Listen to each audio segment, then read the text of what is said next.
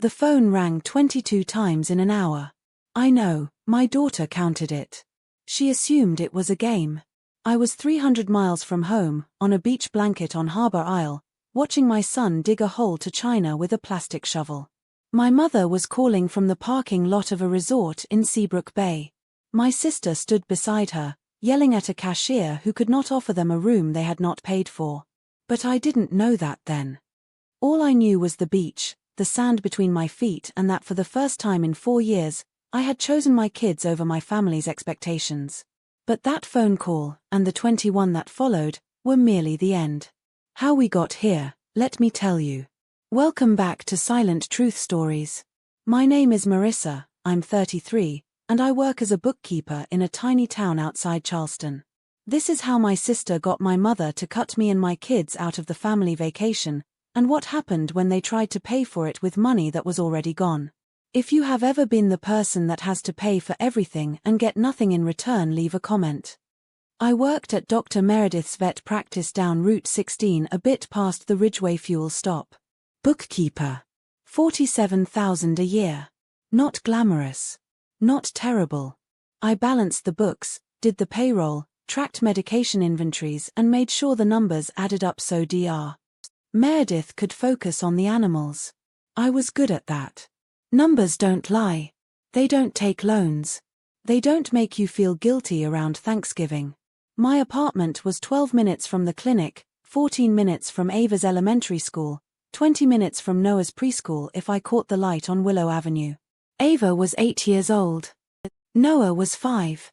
Their father had departed when Noah was 6 months old, and the less said about it the better. He's not in this story. I got up at 5:30 every morning. I made 2 sandwiches. Peanut butter and jelly for Ava. Turkey and cheese for Noah. He'd gag if he saw anything with seeds. Then I drove to school, dropped them off, got to the clinic by 7:45, picked them up from aftercare at 5:15, got home by 5:40, made dinner, dealt with bath time, read books, put them to bed, and did it all over again the next day. I have a budget worksheet with 14 columns. I cut coupons. On Tuesdays I would fill up, when the Maple gas station discounted 6 cents. I started a trip savings account, placed $150 in it monthly and acted like it wasn't there. I was a good money man. I had to be.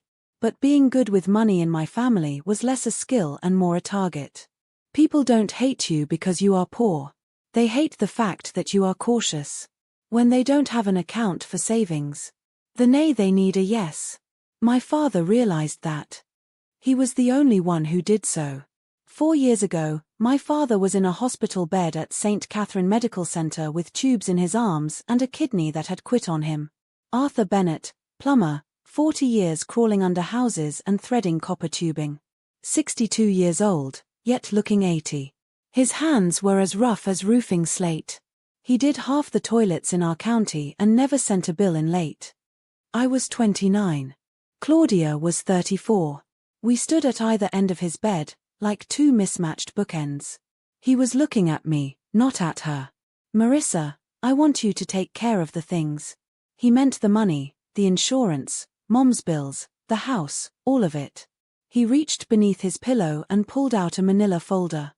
He asked the nurse to get it out of his truck. Inside were Mom's life insurance policy, her bank password and a list of the monthly invoices, all in his own hand. Keep the lights on for your mama. That's all I'm interested in.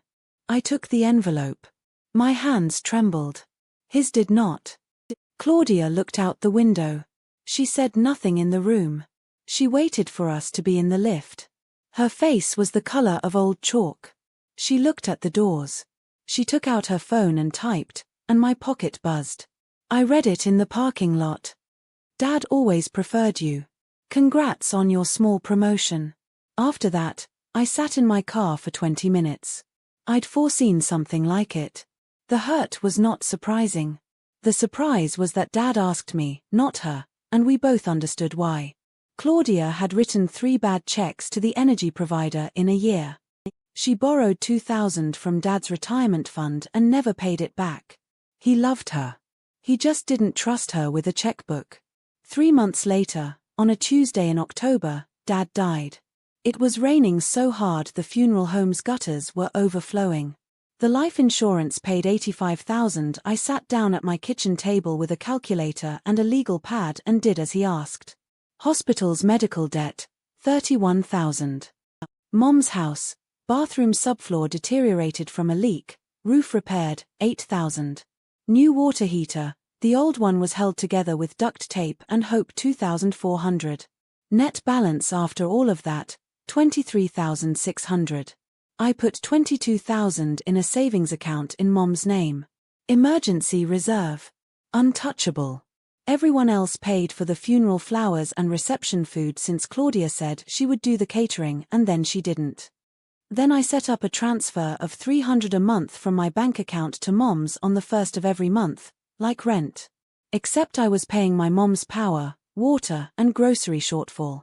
$1,400 in Social Security only goes so far when your house is paid for but your prescriptions aren't. Claudia did not add anything.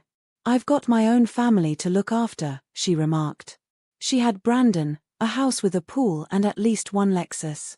Her family has enough to worry about. But what Claudia did have was leverage. Sophie and Ethan.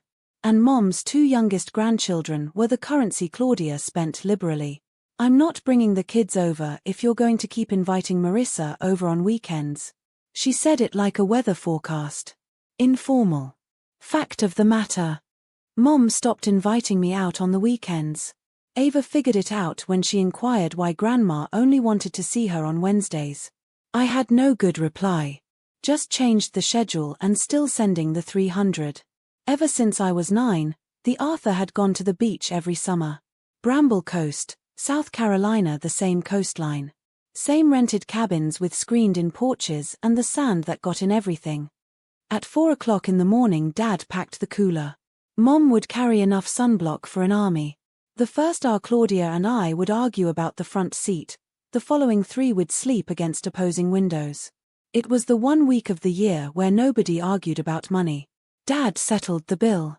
When Dad died, the tradition should have perished right there with him. But I couldn't drop it.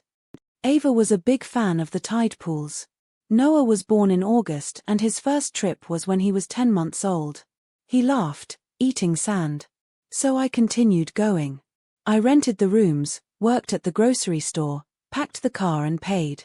2 rooms at the Seaside Haven Cottages on Jekyll last summer. 4 nights. The total cost is $2,200. I paid $1,800. I begged Claudia 3 times and finally she Venmo'd me $400 2 months late. Mom paid nothing. I didn't say anything. I told myself it was for the children. That's what you say when you're paying for folks who don't say thank you. I had a trip savings account at my credit union. Auto deposit $150 month. That April it contained $2,600. I separated it from my checking, clean, undisturbed, set aside for one item. That was the summer before last. My sister had another plan this summer. It was a grey Thursday in March, 3 months before summer, and Brandon Hayes was in Claudia's driveway making the kid handoff. Brandon was 40 and drove a black F-150 with a busted taillight and sold industrial flooring for a living. He and Claudia were divorced 2 years, the kind of divorce where they loathed each other just enough to keep messaging. Sophie got out of his truck. Next was Ethan. His rucksack was dragging across the pavement. Brandon leaned against the side of the truck and uttered it like he'd been practicing it. You know Marissa rejected me for that $5,000, right? He'd asked me for a loan last autumn to establish a side business putting luxury vinyl in new constructions. No, politely. Of course. One time. He had not forgotten. Claudia crossed her arms. She's uptight. That's why she turned you down. Always has been. Brandon looked at the house. Your mom's still on Marissa's bank account, isn't she? As a user authorized. Claudia did not answer immediately. So Brandon shrugged, as if it were basic maths. Book the journey. Use the card. Marissa sat on Dad's money like it was hers all those years and this family is responsible. Claudia hesitated 3 seconds. I know because Brandon told somebody later on, and that else told Nora, and Nora informed me. She had 3 seconds of conscience remaining.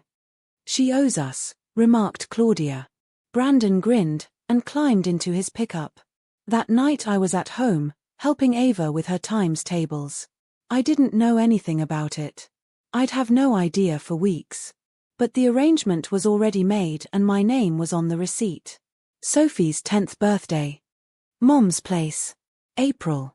The dogwoods were flowering and Helen had hung a paper banner across the front porch that read Happy Birthday Sophie in purple glitter letters. I bought 24 cupcakes at the bakery on Cedar Street. Chocolate with vanilla icing. Her favorite when she was 6 years old. Sophie was holding the box. Noah had a gift bag with a watercolor set in it. The party was okay for the first hour. Children in the backyard. Helen is cooking sausages. Nora Whitman on porch swing, sipping sweet tea and watching kids run from church. Claudia then grabbed me and dragged me into the kitchen. She left the door open a crack and leaned against the counter, arms crossed the way she does when she's made up her mind. I have to tell you something about the summer trip. I waited. We decided to go to Seabrook Bay this year. Me, Mom and the kids. Again I waited. Your kids aren't arriving. My kids don't want them around. The remarks fell flat, as if she'd rehearsed them. I glanced beyond her to the living room. Mom, with a card between 2 fingers, stood by the couch. My debit card.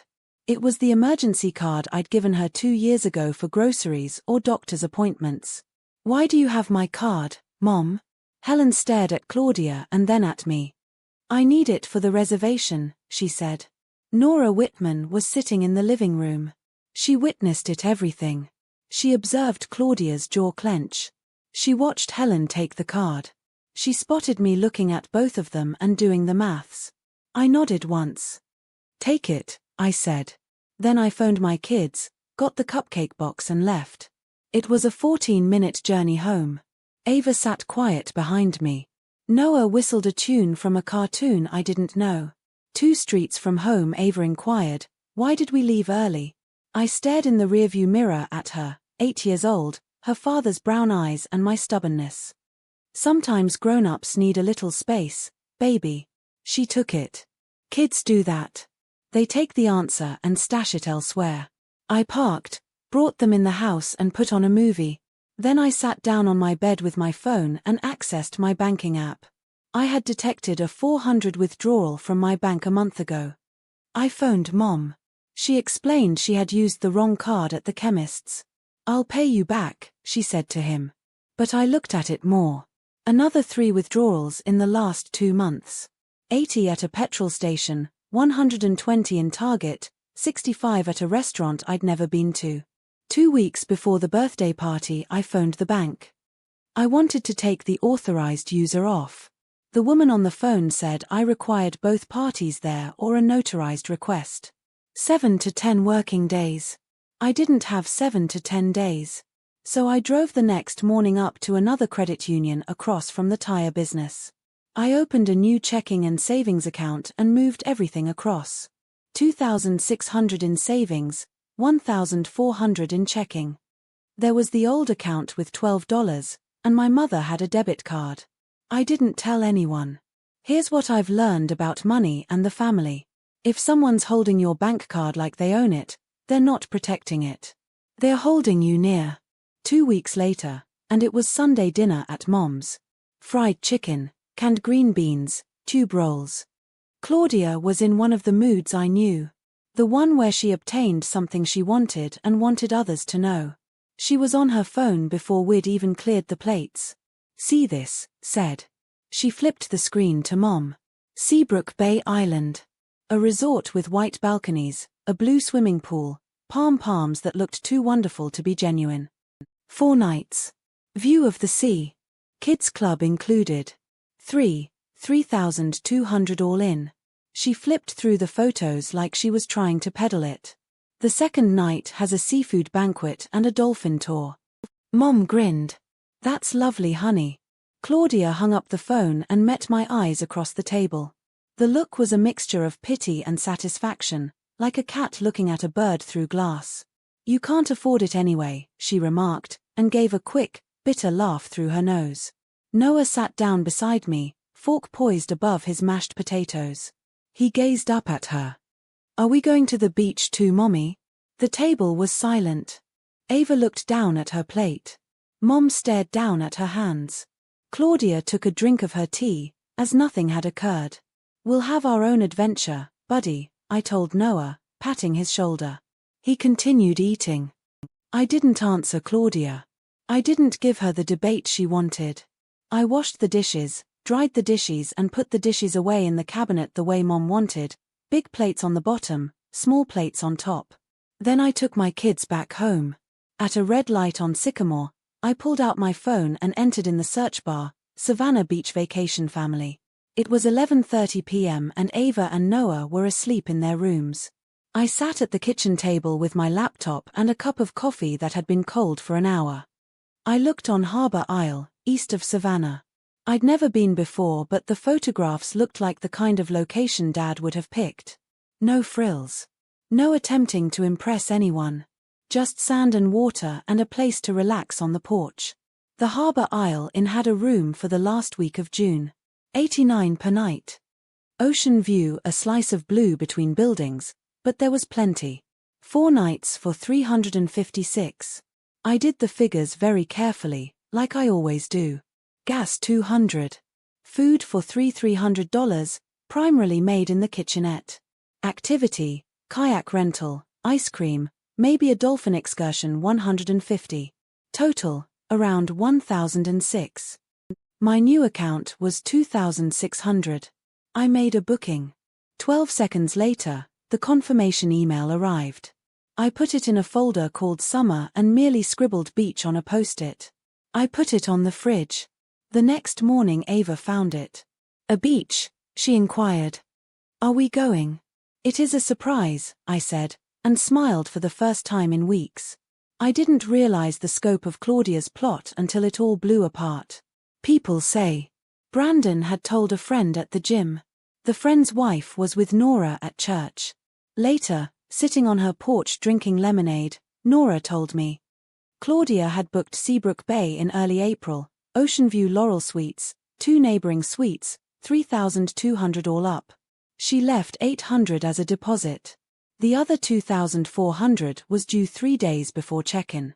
She didn't mean to pay it herself. "Marissa's card will take care of the rest," she told Mom. "She owes us years of not pulling her weight." Mom stopped. She always had. "Are you certain that is right?" she asked. Claudia didn't even blink. "She left the card on you. That's enough of that permission." It was not approval. It was an emergency card to be used for groceries or medicine. But Claudia had already made up her mind what it meant, and Mom had already made up her mind not to fight it. That night Brandon texted her, "Good idea. She won't know till it's over." Claudia sent a thumbs up emoji back. The rest of the $2,400 was charged to a debit card linked to an account with 12 in it, 3 days before check-in. They didn't know what was coming. But I did. May was busy at the clinic. Dr. Meredith was kept busy with allergy season. I liked it like that. Busy kept me from thinking too much. Dr. Meredith noticed, though. "You look lighter lately," she commented once. "I'm just looking forward to summer," I told him. She nodded. Went back to work. I picked up the children at 5:15 every day. One afternoon on the way home Ava fell silent. That's how I realized something was up. "Cousin Sophie said we can't go on the trip because we're not real family," she stated. I held the brake a little too long at the stop sign. "Who told Sophie that?" "Lucas," she said. I grasped the steering wheel and counted to 3. "You are my family. The greatest family I know of. And we're doing our own trip." Noah sat up from the back seat. "Dolphins?" "Maybe with the dolphins," I said. That night, once I'd gone to bed, I opened my banking app. The $300 recurring transfer to Mom glared back at me. 4 years. In total, about $14,400. I'd kept the lights on for her, paid her medications, stocked her groceries, while Claudia drove a Lexus and informed my daughter she wasn't really family. I pushed cancel. A confirmation showed up. I hit confirm. My hands did not tremble. Mom got $1,400 a month from Social Security and had $22,000 saved from Dad's insurance. She would be okay. She wasn't comfortable with me helping, but it's okay. Claudia lived just 10 minutes away. Claudia could buy the groceries for a change. A quick email I sent: "I've modified my budget, Mom. The monthly transfer will not go on. I love you." I've sent it at 9:12 p.m. Mom called 2 minutes later. "What am I to do?" she asked. Her voice was harsh, between confused and accusatory. "You got savings, Mom. Claudia lives 10 minutes distant. Claudia has her own bills." "Same here." There was silence. The kind that plugged up a phone line like water plugging up a crack. "I can't believe you would do this to me," Mom said. "I'm not doing anything to you, Mom. I'm not doing it for you anymore." She cut the cue. 20 minutes later, Claudia texted, "What did you do?" "Mom's crying." I read it and placed the phone down on the counter, face down. I did the dishes from dinner, folded a load of towels and went to bed. I had slept better than I had for months. I brought out the summer clothing from the hall closet a week before the vacation. Ava had grown out of last year's shorts. His trunks still fit, but just barely. I spotted a showbox on the top shelf beneath winter hats and a large bucket filled with ornaments. Dad's boot brand, brown, dusty, on the side, Red Wing. Inside was his union card, a faded photo of him and Mom visiting Jekyll Island in 1988, a receipt for copper fittings and an envelope with my name on it in his handwriting. Capital letters, all caps. The method plumbers write on work orders. I've forgotten about it. He'd given it to me at the hospital, stuffed in the manila envelope with the insurance documents. I had been too overwhelmed to open it then and too sleepy afterwards. I sat on the floor of the closet, ripped the flap and unfurled a sheet of college-ruled notebook paper. His penmanship took up a whole half of the page. "You are the one who keeps her promise, Marissa. Never let your kindness be the key to your wallet for anyone. If the day comes when assisting them hurts you, stop helping. You've kept the lights on long enough. Bring your children to the beach." There are 7 sentences. No speech. Guilt-free. Just a dad that understood it. I folded the letter on its original creases, tucked it into my wallet behind my driver's license, where I could feel it every time I reached for a card. Then I got up and began to pack. At Value Mart, on a Tuesday night, Noah was in the cart, and Ava strolled beside me, too old for it but still leaned on the end when she thought I wasn't looking. Swimsuits. I had a $40 budget. Noah spotted shark goggles immediately, grey rubber with fangs around the lenses. 5.97. Not open to debate. Ava took more time. She lifted up a pink one-piece with starfish on the straps. 14. I examined the seams. "That one," I said. We picked up some flip-flops, spray sunscreen and a mesh beach bag from the bargain bin. Total equals 34.97, a couple of bucks under budget. I brought it all home, shoved everything in a duffel bag, stuffed it at the back of the closet behind the winter clothes. Not concealed as such, simply not seen. As I zipped the bag up, I heard Claudia's voice in my head again. "Your children aren't coming. The kids don't want them there." I stood still and let it stay there. Not as a verdict, but as something someone stated when they confused power with control. I heard Ava laughing from the restroom. She'd found Noah's shark goggles and was making faces in the mirror, while he struggled to get them back. My kids are coming, I thought. Simply not where you think. A week before check-in, the group text was still going. Claudia emailed pictures of the Seabrook Bay Resort, the pool at night, shimmering blue, the balcony with an ocean view, a menu from the seafood restaurant. Then a message: "Mom, I also booked the seafood supper cruise. $480, it'll be on the same card." Same card. My old account. I opened up my financial app. The scale read 12.34. Same 12.34 sitting there since March. Claudia was going to put a $480 dinner cruise on an account that wouldn't even pay for fuel. I didn't answer. I devoured the last of my lunch and returned to work. Some folks just learn from the invoice. Dr. Meredith stopped by my desk at 2 o'clock. You have a smile on your phone, she said. Good news. I answered, something like that. She raised an eyebrow and kept on walking. I returned to payroll. One column didn't balance. I looked for the mistake for 6 minutes. Figures I could cope with. Family couldn't. That Friday, Brandon got the kids. Sophie got out before the truck had come to a complete stop. We're going to Seabrook Bay, she said. Your mom's got everything planned, Brandon said. Ethan followed more quietly, clutching a plush dinosaur he refused to relinquish. The kids went upstairs to pack and Brandon leaned on the porch railing. Claudia was standing in the doorway. You sure there's enough on Marissa's card? He inquired. She pays $150 a month, stated Claudia. That's got to be $2,000 minimum by now. Brandon did the maths under his breath. And your mother has the card. She left it with her. Brandon smiled. You already paid for that. The kids returned with their suitcases. Brandon tossed them into the truck and sped off. Claudia stood in the doorway until the taillights disappeared. Then she went in by herself. That I found out months later from someone who heard it from Brandon at a barbecue. But one thing I couldn't forget. He left and Claudia sat at the kitchen counter and glanced at a photo of her phone. It was me and Ava, laughing on Jekyll Island 2 summers ago, sand on our knees. Ava had no teeth in front. For 5 seconds Claudia's thumb hesitated over the call button. Then she hung up the phone. She could have phoned, she could have asked, she could have explained. She didn't. It happened on a Tuesday, 3 days before check-in, while I was at work. But I can tell you exactly how everything went down because Helen revealed every detail to Nora, and Nora has the kind of recall that doesn't drop a syllable. The final charge was at 10 a.m. at the Ocean View Laurel Suites. $2,400.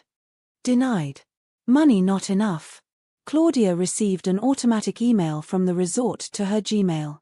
Subject: Your payment has been refused. Action needed.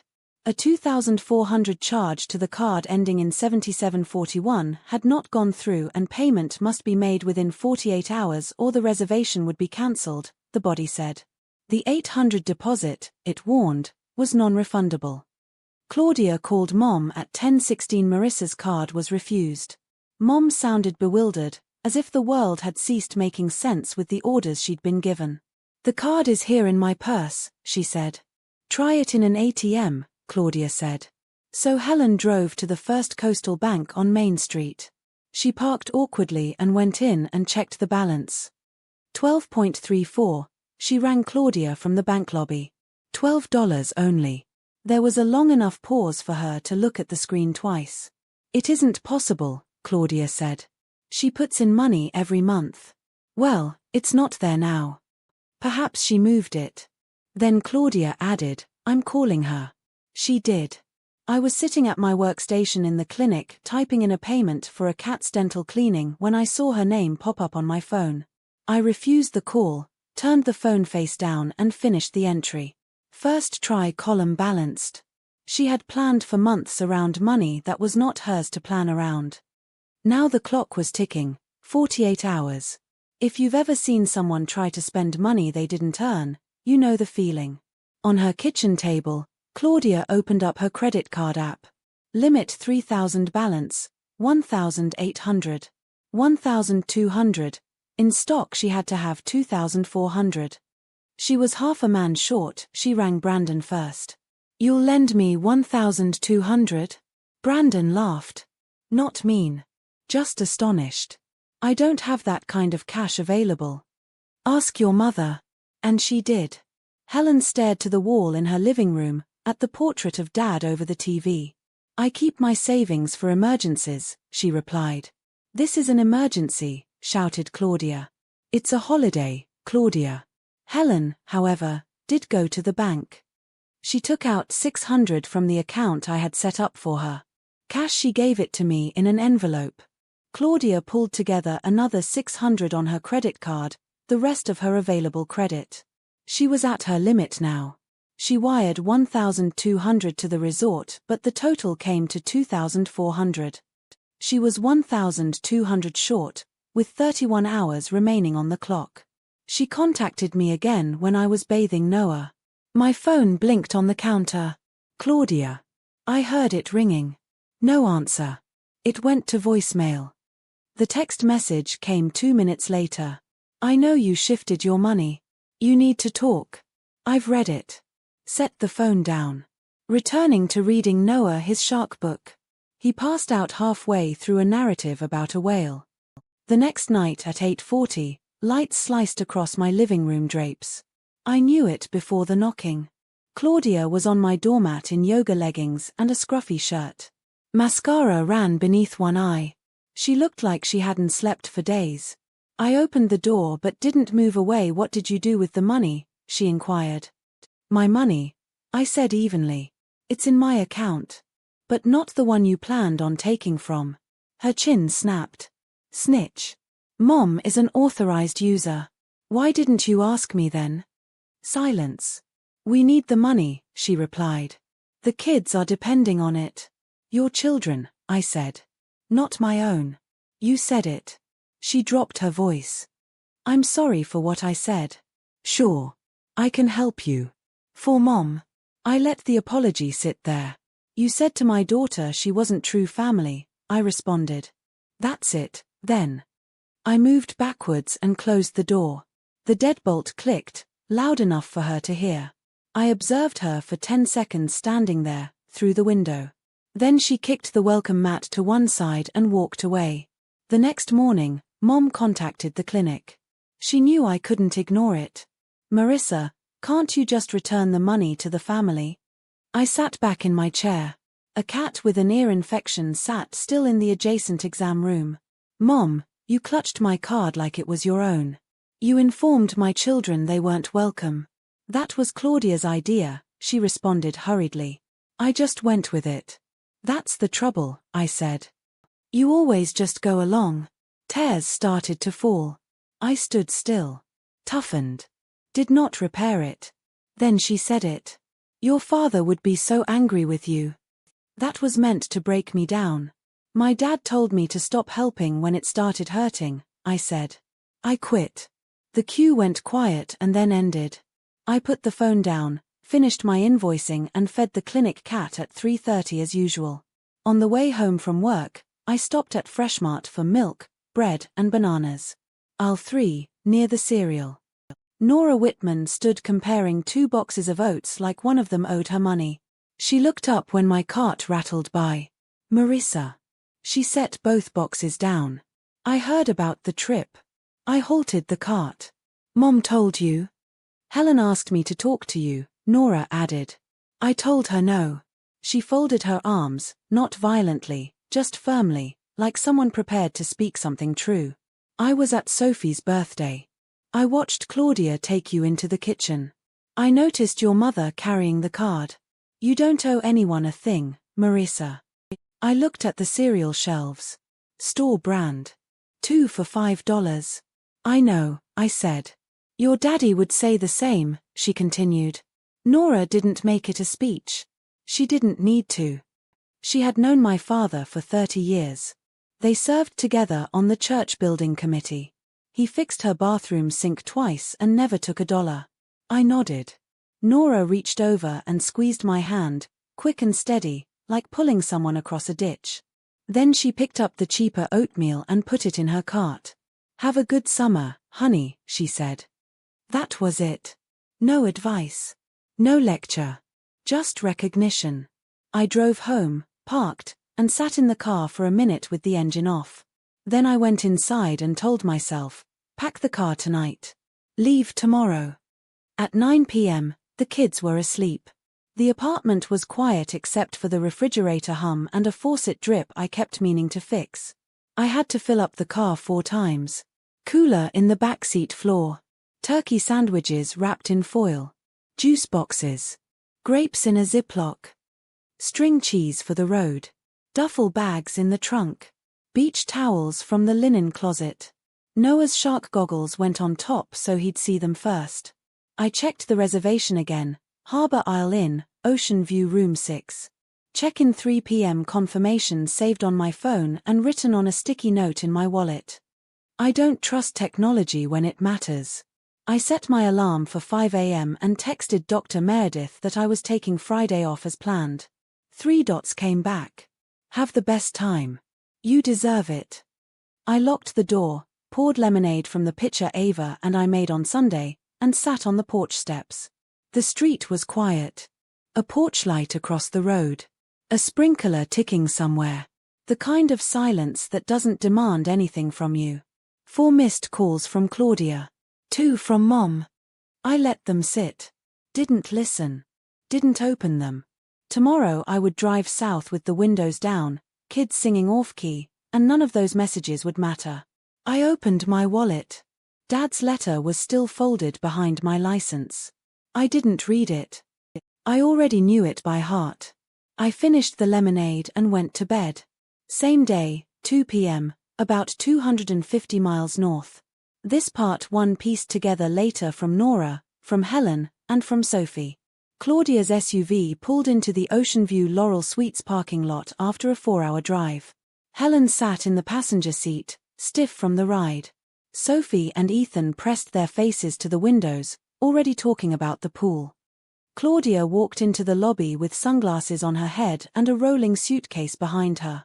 The front desk clerk typed her name, then typed it again. I'm showing a remaining balance of $2,400, she said.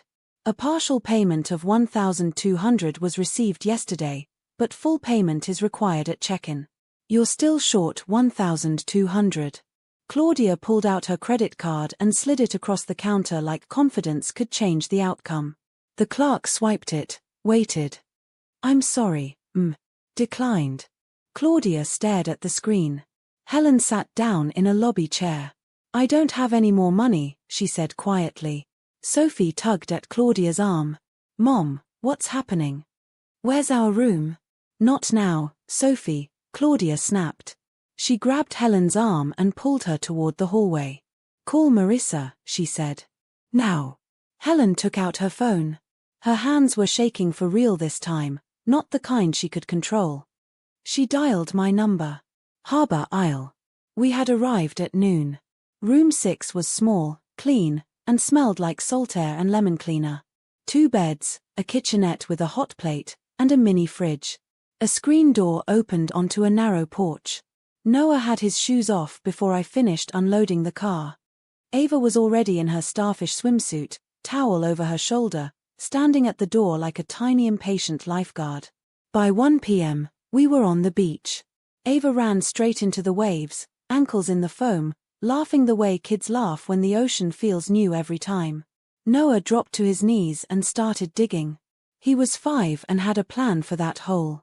I sat on the blanket with sun on my arms, breeze off the water, sand already in places sand shouldn't be. This is it, I thought. This is the trip. My phone rang at 2:15 p.m. Mom. I looked at the screen. Looked at Ava waist-deep in the waves. Looked at Noah digging with full concentration.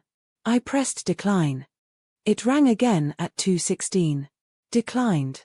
2:17. Declined. Noah looked up, sand on his eyebrows. Mommy, who keeps calling? I slid the phone to the bottom of the beach bag, screen down. Nobody important right now. Let's find those dolphins. He dropped the shovel and ran toward the water. I followed him. The phone kept buzzing inside the bag. I didn't answer. Not once. I wasn't angry. I wasn't making a statement.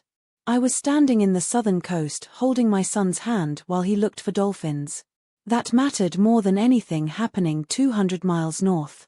Back at the Ocean View Laurel Suites, 22 calls went unanswered. I know because the phone logs recorded every attempt, and because Helen later described the scene in detail to Nora. Claudia lost control. Not the quiet kind of anger, but the kind that fills a room. She turned on the front desk clerk. She did this on purpose. She moved the money because she's vindictive. Her voice bounced off marble floors and high ceilings and framed watercolor prints of sandpipers. The clerk stayed calm. Please lower your voice. People in the lobby turned to look. A man pulled his children closer. A woman stopped mid-step with her rolling suitcase. Sophie stood near a potted fern, crying quietly, the kind of embarrassed tears a 10-year-old sheds when she realizes her mother is making a scene she can't stop. Ethan pulled on Helen's sleeve. "Grandma, I want to go. I wasn't there. I was 200 miles south, building a sandcastle with a 5-year-old who called it a shark house. But later, when Nora told me what Claudia screamed in that lobby, it stayed with me. Because it echoed something Claudia herself had said before. She couldn't afford it. The same woman who said I couldn't afford it was now standing in a resort lobby, maxed out, unable to pay for the vacation she tried to charge to my account. Claudia tried Brandon. No answer. Voicemail both times.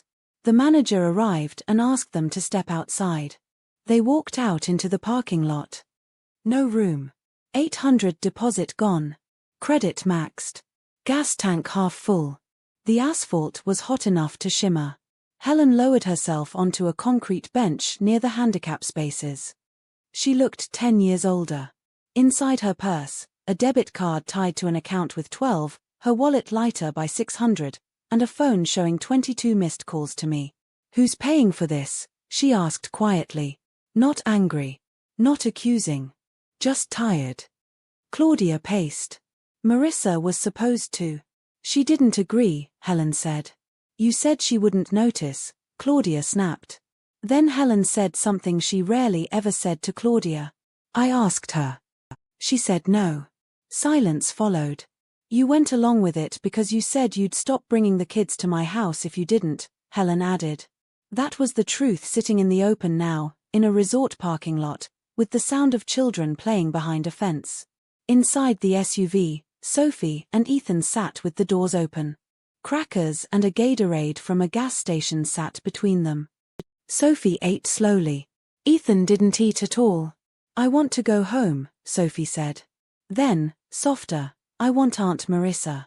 Claudia snapped. "Don't you dare say her name." Ethan flinched. Nobody spoke for a full minute. The drive back to South Carolina took 4 hours. No one talked for the first hour. Just highway noise and air conditioning set too cold. Around exit 109 on I-95, Sophie stopped playing on the phone and turned the screen toward Helen.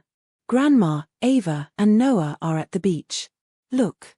The photo showed Ava and Noah on Harbor Isle beside a crooked sandcastle. Noah wore his shark goggles pushed up on his forehead. Ava smiled into the sun. I had posted it an hour earlier. Caption: "Beach day with my 2 favorites." Helen stared at the screen, then handed it back without a word. 40 minutes later, Ethan woke up. "Mom, are Ava and Noah at the beach? Why couldn't we go with them?" The car went quiet again. And I kept thinking about Claudia's words, the ones she had said at Sophie's birthday like they were nothing more than instructions. The ones she said like she was reading a grocery list. "Your kids aren't coming. My kids don't want them there." Now it was Ethan asking why he couldn't go with Ava and Noah, her own son, repeating a question her words had created. Helen turned in her seat. "Claudia, what have we done?" Claudia gripped the wheel. "Don't start, Mom." Harbor Isle, sunset. The sky shifted from peach to copper to a deep purple gray that made the ocean look like metal. I sat on the beach blanket with my back against a low dune wall. Ava had fallen asleep on my lap, her hair still damp, sand stuck to her cheek.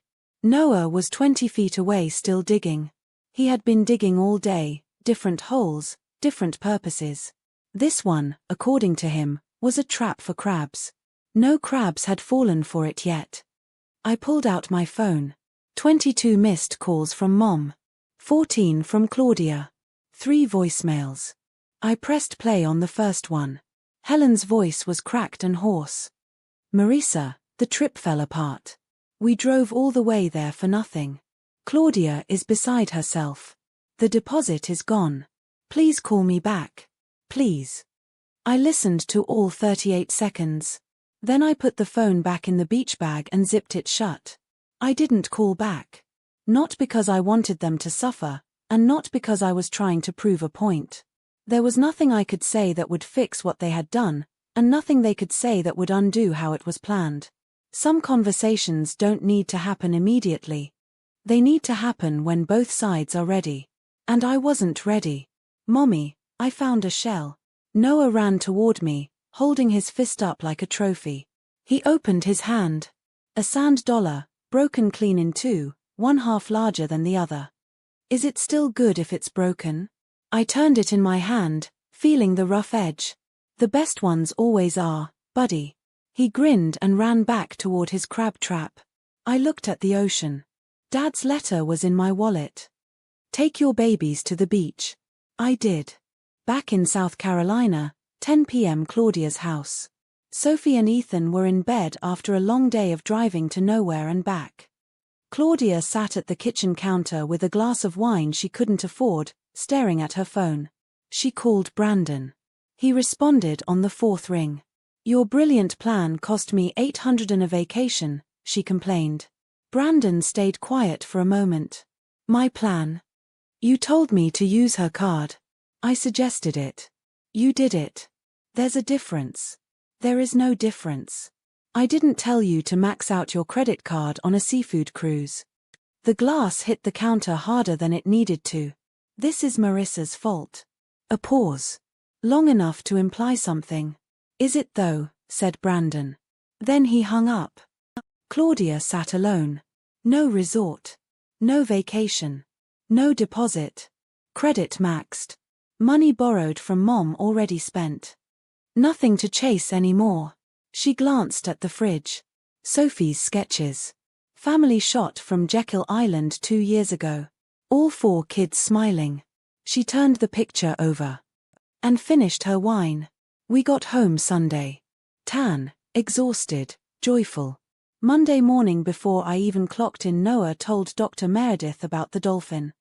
He described it like it was right alongside the boat, arms held wide to indicate the magnitude, decreasing it from 10 feet to 10 inches as he talked.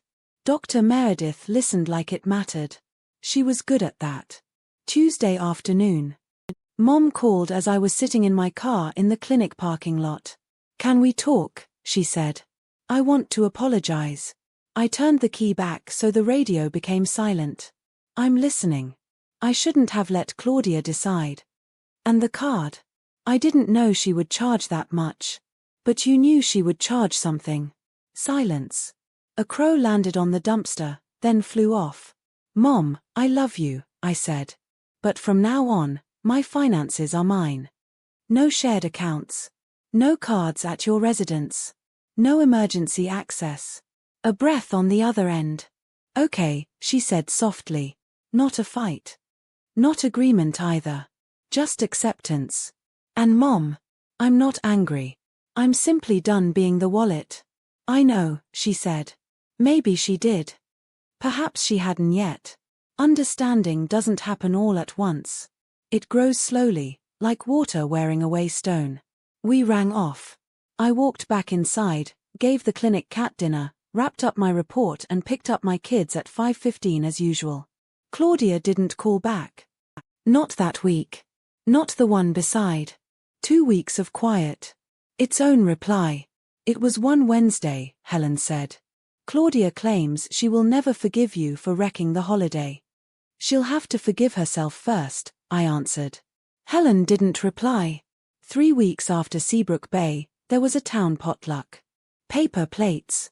Folding tables. Smell of pulled pork and coleslaw. I walked in with Ava and Noah and a dish of potato salad. Claudia was across the room near the dessert table.